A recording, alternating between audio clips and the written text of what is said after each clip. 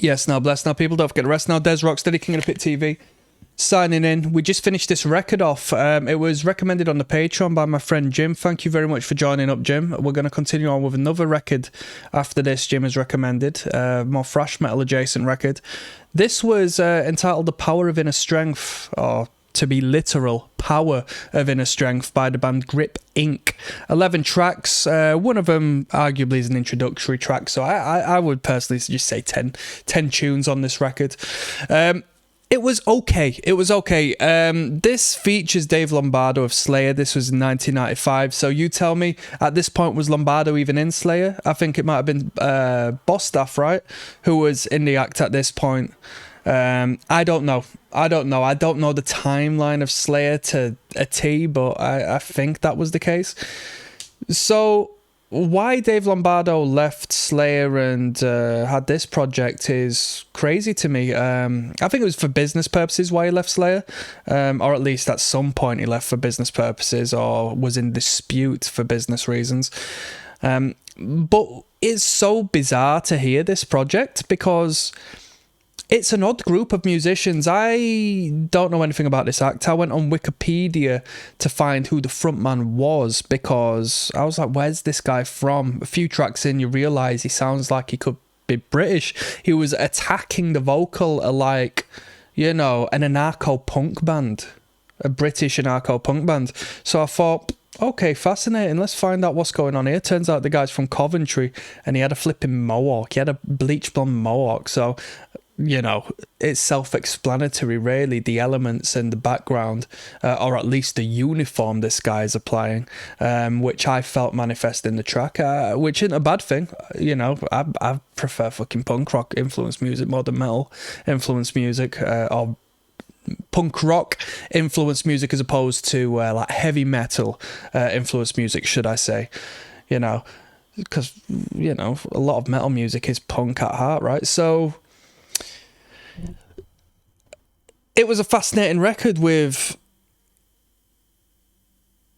quite a mix of different musical influence, which kept it fresh.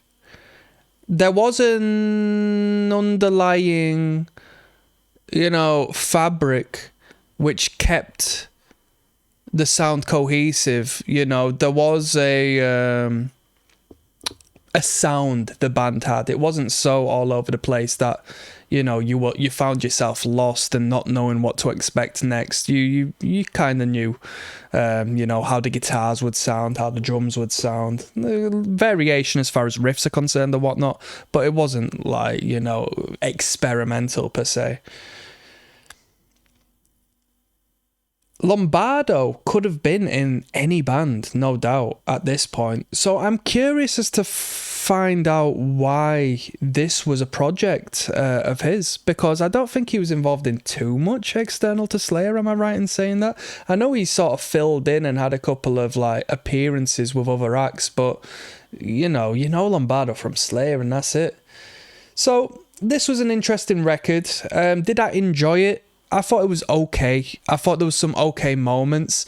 It was bordering on industrial at times, bordering on nu metal-esque at times, bordering on crusty metal at times, for lack of better terms. I mean, crusty metal, I wouldn't say it was a genre, but, you know, I don't want to call it hardcore and I don't want to call it crust punk. But there was, you know, an energy that came from the record that was adjacent to that at times. My biggest issue with this was there wasn't enough drive. There wasn't enough drive. There was a lot of work on the toms, and even when Lombardo's performing in a,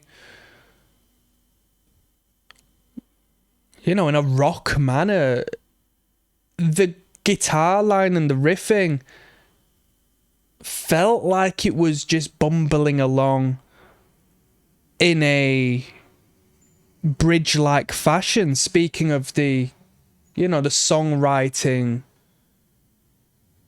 term of writing a bridge section. It felt like it was wanting to bridge from A to B, but it never reached B, really. So I have a qualm with the actual structuring of the music. I don't think the structuring was very good. I don't think the songwriting, I mean, disregarding the actual lyrical content and the vocal line, I don't think the songwriting in the instrumental sense was very good. The production was okay. It wasn't a high value production because it was quite stop and starty at times. And when I say that, I mean, from a production standpoint, it was stop and starty, not from an instrumental standpoint, not from a writing standpoint. You could hear where certain songs had been cut and they had come back in.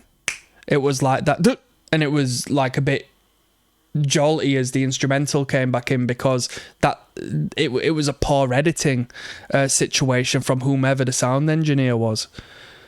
I'm not an engineer, I'm not a producer, so I can't tell you the technical terms for what I'm trying to explain, but hopefully you understand that. Best track by far was Hostage to Heaven, and that was purely because it was fresh. When I've searched online, they call this groove metal. Fair enough. It's a blessing and a curse because Hostage to Heaven was the best, and it was a thrash metal song, really. The great riff, thrash metal riff. But you're in the shadow of Slayer, really, aren't you? And you can't outshine Slayer. You can't. You can't outshine Slayer. So it was interesting. I think if Lombardo wasn't in this act, hey, who knows how it would have sounded. Even Lombardo's performance in the record, I didn't think was that good. It sounded powerful. Production of the drum, it was audacious drum kit. But his actual performance was nothing special. You know, Lombardo gets a lot of praise, and I like Lombardo. I remember when I was in high school, right? And I'd been listening to Slayer music walking back home, and Lombardo really made me want to get a drum kit and learn how to play like Lombardo. No drummer's ever done that. But just for the skank beats of Lombardo, to me, are just pristine, like my favourite style of drumming. So that's why Hostage to Heaven was the best track on the record, because he featured and included that style, which speaks to my soul. But, you know, the whole on the toms just building up to nothing just didn't really fuel me the way I wanted it to. I'd rate this record a 5 out of 10. It is what it is. It's an okay product, but as far as my taste is concerned, that's what I'm going to call it. And on that note, I'm signing out, people. That was Power of Inner Strength. We're going to move on to some proper, what I assume would be straightforward thrash now, as recommended by Jim. So I will see you there, people. Peace.